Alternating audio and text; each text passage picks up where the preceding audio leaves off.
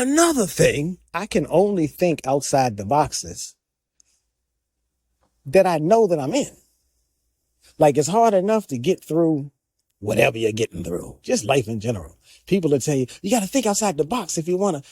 Okay, yeah, but you can only think outside the box that you know you're in. So once you are aware that you're inside a box, you have to work at thinking outside the box. But that don't mean you're thinking outside of all the boxes. You can step outside of one box and into another one. You can step outside of one box, not realizing that box itself was still stuck inside bigger boxes. So the adage still applies, but the idea is that thinking outside the box is a never-ending process. It's not as though you can say, well, nope, I think outside the box, so I ain't got nothing to worry about. I know how to fix and solve. No, you don't. Not everything. You may know how to fix and solve one particular thing or two particular things because you did the work to solve those things. That don't mean you're not still stuck inside other boxes. So you have to be committed to the idea, to the notion of always considering, well, what box am I in right now at this moment during this particular time? It's not a one and done thing. It's an evolutionary process of mental, some would say spiritual realignment and self-correction. And it ain't easy. You may find yourself at any given time saying, you know something, fuck that. I'm just going to sit here in the box. I don't care no more. And at least for a hot second, that's fine. It may be a temporary setback. It may be your permanent place of, here is where I stay. Now, I want to say ain't nothing wrong with either of those, but I mean, technically, we're always supposed to be evolving. But I get it. I've been there. I might be right there right now and not even realizing, recognizing, or maybe I do and just don't want to talk about it right now.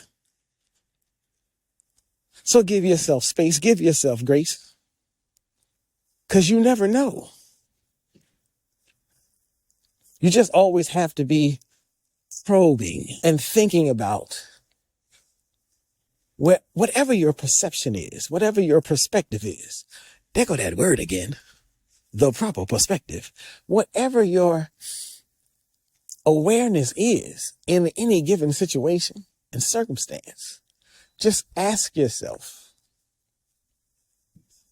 am I truly employing the best possible perspective that's going to get me what it is that I want, whatever that might be?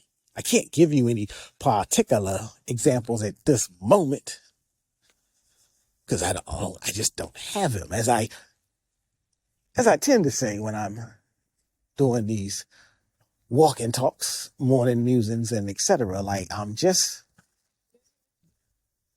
speaking out loud. I'm just thinking out loud. I'm just giving you the thoughts that run through my mind.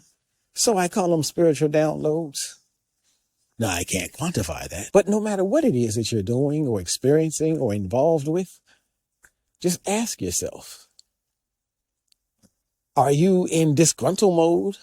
Do you dislike what you are experiencing because you're thinking about it in the wrong way?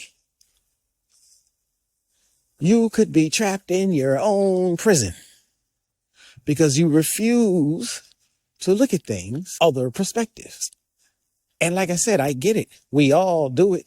It's human nature. We can't help but do it. Because you can only contemplate that which you can conceive of. Things that are true, but outside of your experience. Well, how are you supposed to come up with that, Shabazz? I get it. Like I said, I struggle with it myself. So, okay, one way to approach this jumping out of the box is to talk to other people. Get their perspectives. They may offer you a view that was totally inconceivable. It's something that it may be something that, that passed my mind, but I didn't really, or it could be, something. I ain't never thought of it that way. There you go. Dun, dun, dun. Somebody just pulled you up outside that box. Now you're free to jump back in the box if that is your ultimate decision. But at least you had the experience of thinking outside the box.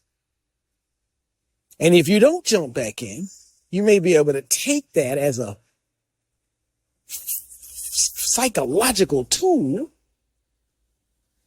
and apply it later and apply it in other aspects and other walks of your life. So that's one example, not a specific example about going through a specific thing. Why would I divulge to you such personal and private matters? I mean, I would if it came to me, but right now it just isn't. But that's an example of how you begin the process. Because sometimes you very much do need to talk to somebody else to get their perspective on things. Because we are all trapped inside the houses that we build. Our self-constructed mansions, constructed with glass all over the place, but they are still seclusionary. So again, talk to your friends, talk to your family, talk to your coworkers, talk to your confidants. If you need to, book an appointment with a counselor, with a therapist. Ain't no shame in that. And anybody that try to think, anybody that try to tell you, anybody that try to make you feel ashamed for that, to hell with them. Stomp them. Mudfoot stomp them into the ground. That's where they belong. Talk to other people. Get their perspectives. A lot of times we think about the things that we think about. We see things the way we see them simply because that is the norm that we are aware of in our culture. Talk to someone from a completely different culture. They may hit you with oochie wally wally. Oopsie daisy. Oops upside their head. Damn, I never thought about it that way. Because the boxes that we are in are all part of our cultural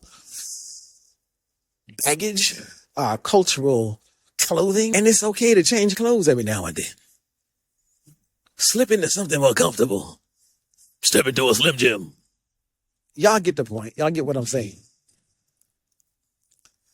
Now, I hope something I've said sparks something in your head. And if it does, hit the like button. Like, share, and subscribe is the name of the game. Hit all the buttons. It don't cost you a thing. But it gets the algorithm jumping, and I appreciate it. And see, when you hit the notification bell, then you'll get notified every time I drop a new video, a new morning musing, a new deep dive into culture and black politics, even any of my new segments, because I am doing film reviews from the perspective of a humanities professor. But that might be okay, I'm going on too much and much. Ladies and gentlemen, brothers and sisters, everybody that looks beyond the smoke and mirrors, hit those like buttons, and I will see you on the next. Peace.